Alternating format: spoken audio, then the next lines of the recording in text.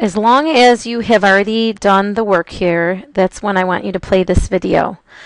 So pause this and close this up if it's not something that you have done already.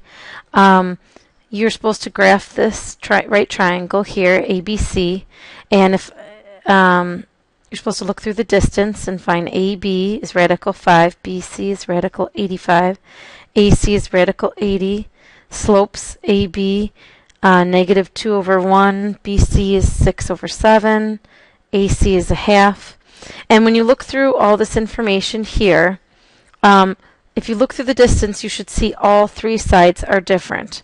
I could have simplified this one, but I didn't, because distance is really not what's important here. So why don't you take a little x and put it through distance?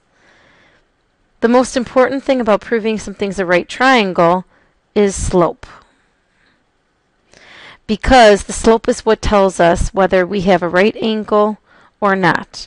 When I look at these two slopes, one is negative 2 over 1 and the other one is 1/2. I can tell they're negative reciprocals. So that means,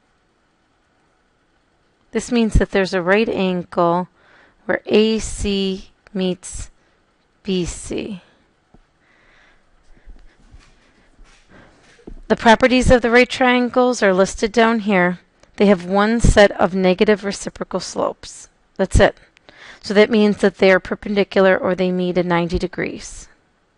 So the only thing really necessary for this is slope.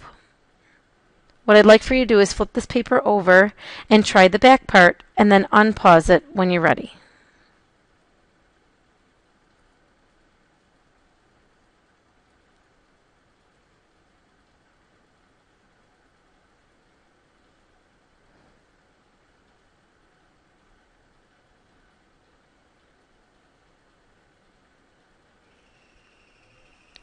Now, technically, for proving it's a right triangle, remember I've talked to you about making a chart.